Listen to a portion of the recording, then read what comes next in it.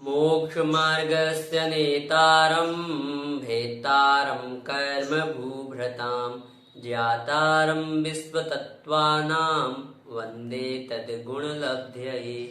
बोलिए पंच परमेष्ठी भगवान की जय। शांति विधाता श्री खजाड़ शांतिनाथ भगवान की जय।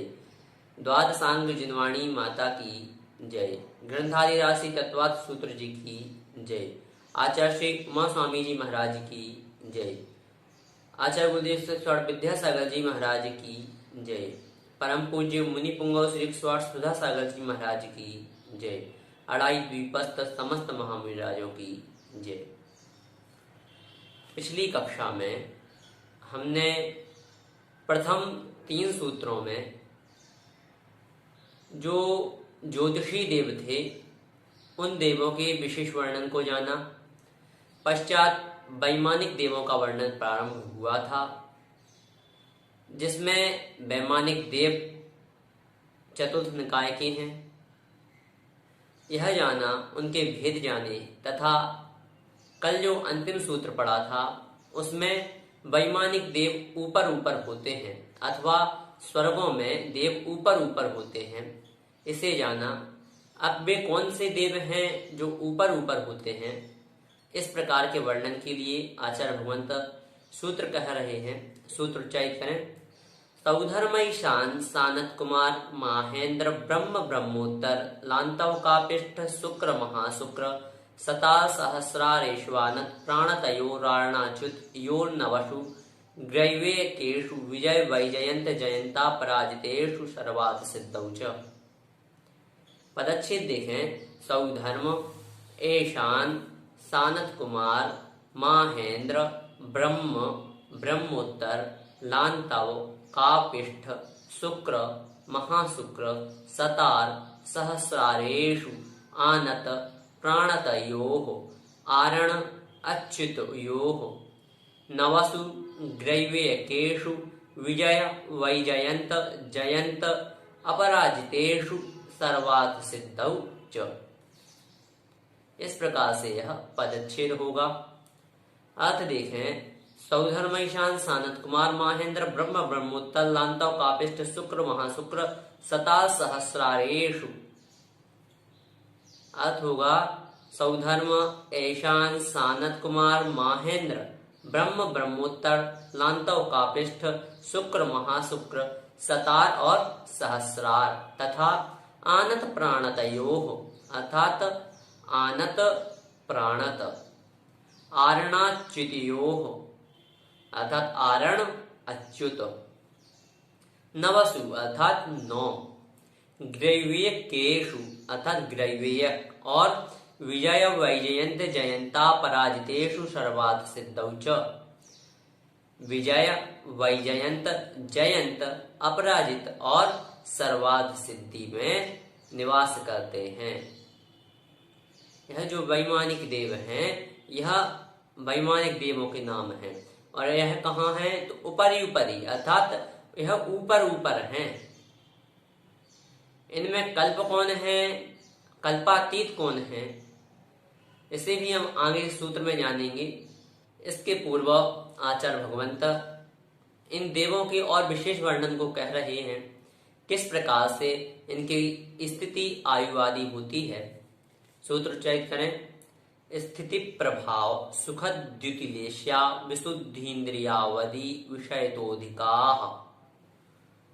पदच्छेद हुआ। स्थिति प्रभाव सुख द्युति लेश्या विशुद्धि इंद्रिय विषय अवधि विषयतः अधिकाः। अर्थ देखें। स्थिति अर्थात स्थिति, प्रभाव अर्थात प्रभाव, सुख अर्थात सुख, द्युति अर्थात द्युति, लेश्या विशुद्धि अर्थात लेश्या विशुद्धि, इंद्रिय विषय अर्थात इंद्रिय विषय, अवधि विषयतः अर्थात अवधि विषय, अधिकाः अर्थात अधिक हैं। संपूर्ण अर्थ होगा स्थिति प्रभाव सुख द्युति लेश्या विशुद्धि इंद्रिय विषय और अवधि विषय की अपेक्षा ऊपर ऊपर के देवों में अधिक हैं। स्थिति की अपेक्षा कैसे, तो इनकी जो आयु है उस अपेक्षा से ऊपर ऊपर के देवों में आयु अधिक पाई जाती है। जिस प्रकार से नरकों में आयु बढ़ती है, उसी प्रकार से यहाँ देवों में भी आयु बढ़ती है। जिस प्रकार नरकों में 1 सागर 3 सागर आदि आयु हमने पढ़ी थी, उसी प्रकार देवों की भी आयु का प्रमाण रहता है। प्रभाव अर्थात उनका जो प्रभाव है, साप देने की शक्ति है आदि जो प्रभावशील जो बातें होती हैं, उसमें ऊपर ऊपर के देवों में वह अधिकता पाई जाती है। सुख की अपेक्षा से भी ऊपर ऊपर के देवों में अधिकता होती है। द्युति अर्थात कांति, कांति से तात्पर्य है शरीर आदि की चमक, स्वर्ग आदि की चमक। उसमें जो भी सहकारी कारण है, मुकुट, हार, मालाएं, वस्त्राभूषण आदि जो कुछ भी है, वह उन सब की अपेक्षा से भी इन देवों में ऊपर ऊपर अधिकता होती है। लेश्या विशुद्धि अर्थात लेश्या की विशुद्धि। लेश्याओं की विशुद्धि किस प्रकार से? तो सबसे जो नीचे अर्थात सौधर्म और ईशान स्वर्ग हैं, इन 2 स्वर्गों में पीत लेश्या पाई जाती है और क्रमशः बढ़ते बढ़ते सबसे ऊपर अर्थात जो 5 विमान अंत में बताए, विजय, वैजयंत, जयंत, अपराजित और सर्वार्थ सिद्धि, इनमें परम शुक्ल लेश्या पाई जाती है। मध्य का वर्णन आगे के सूत्र में आएगा, हम वहां समझेंगे। इस प्रकार से यह लेश्याओं की अपेक्षा से विशुद्धि होती है। इंद्रिय विषय अर्थात इंद्रियों का विषय, ऊपर ऊपर के स्वर्गों में इंद्रियों का विषय अधिक अधिक होता है। हमने इंद्रिय विषय का वर्णन 2 अध्याय में समझा था, जहां हमने यह भी जाना था कि किस इंद्रिय का अर्थात स्पर्शन आदि जो इंद्रियां हैं, उनका विषय क्षेत्र कितना है। उस विषय क्षेत्र की अपेक्षा से सौधर्म और ईशान स्वर्ग में ऊपर के स्वर्गों की अपेक्षा विषय क्षेत्र कम पाया जाएगा। पश्चात सौधर्म ईशान स्वर्ग के पश्चात अधिक अधिक अर्थात वृद्धि को प्राप्त होता जाएगा। इस प्रकार से यह इंद्रिय विषय हुआ। अंतिम है अवधि विषय। अवधि विषय अर्थात अवधि ज्ञान का विषय। जो सौधर्म ईशान आदि हैं, इनका अवधि विषय मंद होगा, जो ऊपर के देव हैं उनकी अपेक्षा से।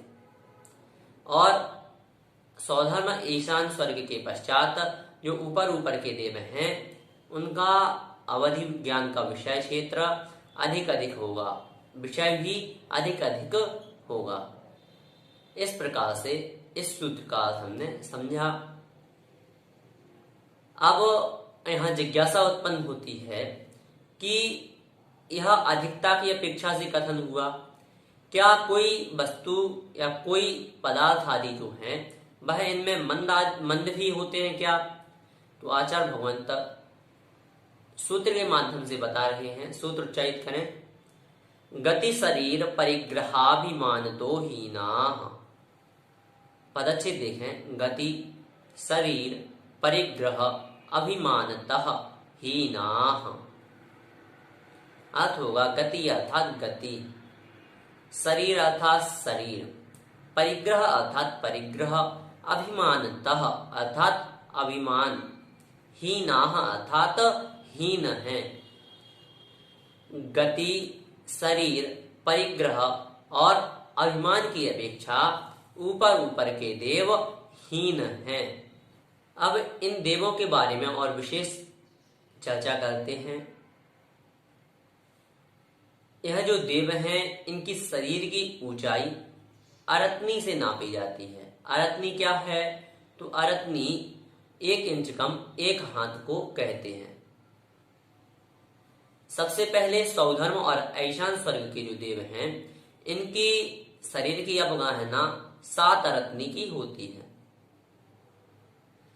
पश्चात सानत कुमार और महेंद्र, इन 2 स्वर्गों में 6 अरत्नी की अवगाहना होती है।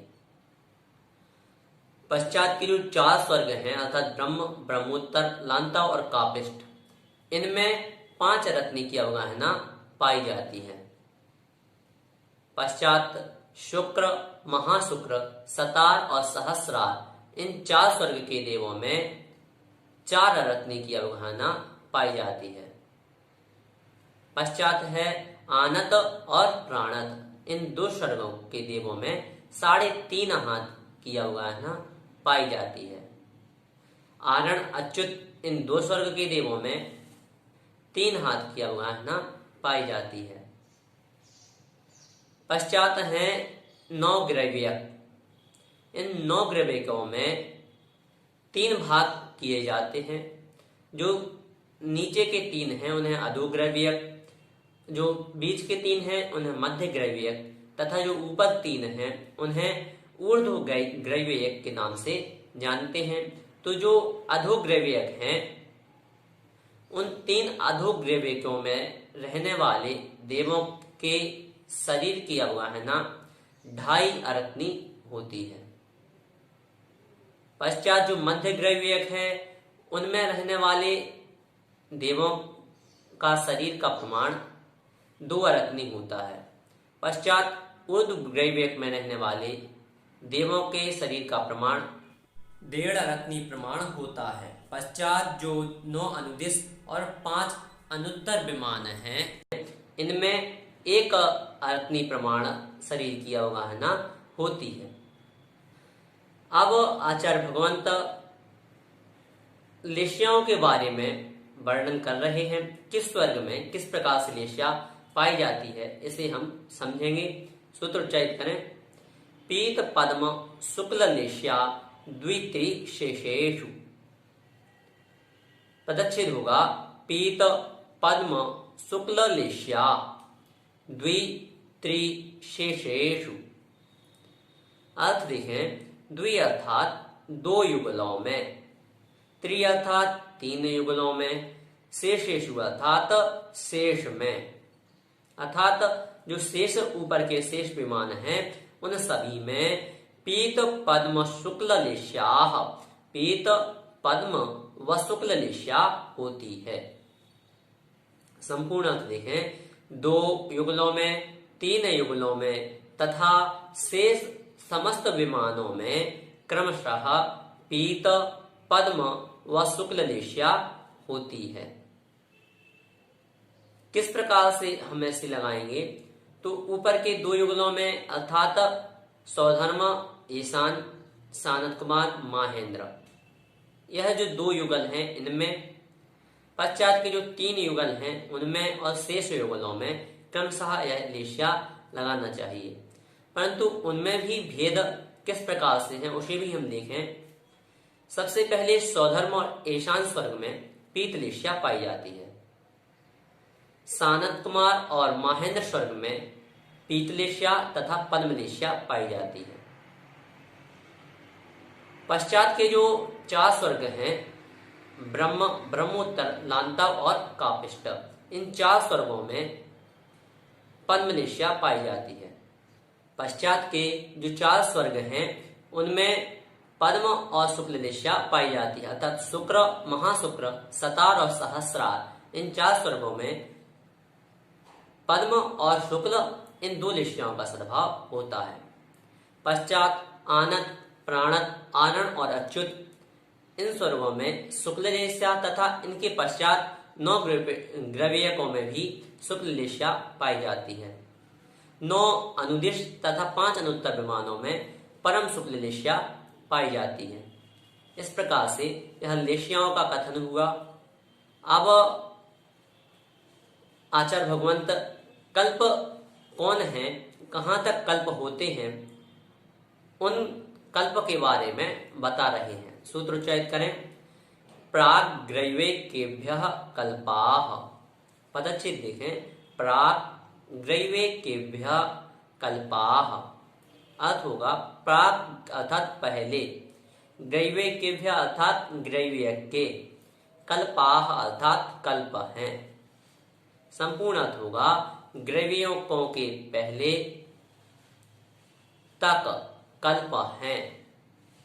तात्पर्य यह है कि जो सौधर्म स्वर्ग से लेकर अच्युत स्वर्ग तक के देव हैं वह कल्पोपपन्न संज्ञा को प्राप्त हैं। पश्चात के जो देव हैं अर्थात 9 ग्रेव्यक, 9 अनुदिश और 5 अनुत्तर, यह कल्पातीत संज्ञा को प्राप्त होते हैं। इस प्रकार हमें समझना चाहिए। अगले सूत्र में आचार्य भगवंत जो लौकांतिक देव हैं वह कहाँ निवास करते हैं, उनके निवास स्थान के बारे में वर्णन कर रहे हैं। सूत्र उच्चारित करें। ब्रह्म लोकालया लौकांतिका। पदच्छेद देखें। ब्रह्म लोक आलया लौकांतिका। अर्थ होगा ब्रह्मलोक अर्थात ब्रह्मलोक में, आलया अर्थात निवास करने वाले, लौकांतिका अर्थात लौकांतिक देव हैं। संपूर्ण अर्थ होगा ब्रह्मलोक में निवास करने वाले लौकांतिक देव कहलाते हैं। इस प्रकार से इस सूत्र का अर्थ हुआ, यह जो लौकांतिक देव होते हैं यह जो हैं यह एक भवावतारी होते हैं। लौकांतिक कौन बनते हैं? तो जो बहुत ही संयमी होते हैं, मुनि आदि होते हैं और तपश्चर्या के धारी होते हैं, बाल ब्रह्मचारी होते हैं। इस प्रकार के तप आदि करने वाले जो मनुष्य होते हैं वह लौकांतिकों में उत्पन्न होते हैं। और लौकांतिक देव भी बहुत ही संयम से रहते हैं, उनमें देवांगनाएं नहीं पाई जाती हैं। इस प्रकार से आज हमने 6 सूत्रों को पढ़ा। सौधर्म ईशान सानत कुमार माहेंद्र ब्रह्म ब्रह्मोत्तर लांतव कापिष्ठ शुक्र महाशुक्र सता सहस्रारेश्वान प्राणतयो राणाच्युत यो नवशु दैवेकेषु विजय वैजयंत जयंता पराजितेषु सर्वार्थ सिद्धौ च स्थिति प्रभाव सुख द्युतिलेश्या विशुद्धिन्द्रियावधि विषयतोधिकाः गति शरीर परिग्रहाभिमानुतो हीनाः पीत पद्म शुक्ल लेश्या द्वित्रिशेषेषु प्राग दैवेकेभ्यः कल्पाः ब्रह्म लोकालया लौकांतिकाः। इस प्रकार से इन 6 सूत्रों के माध्यम से सौधर्म आदि जो देव हैं उनके बारे में हमने ज्ञान किया। इसके पश्चात लौकांतिक देवों के भेद आदि का वर्णन आएगा, जिसे हम अगली कक्षा में समझेंगे। आज की कक्षा के संबंध में यदि आपकी कोई जिज्ञासा है तो आप हमें बता सकते हैं। आप हमें YouTube चैनल पर भी कमेंट के माध्यम से अपनी जिज्ञासाएं बता सकते हैं, अथवा हमारे WhatsApp नंबर पर भी आप हमें अपनी जिज्ञासाएं भेज सकते हैं। जय जिनेंद्र।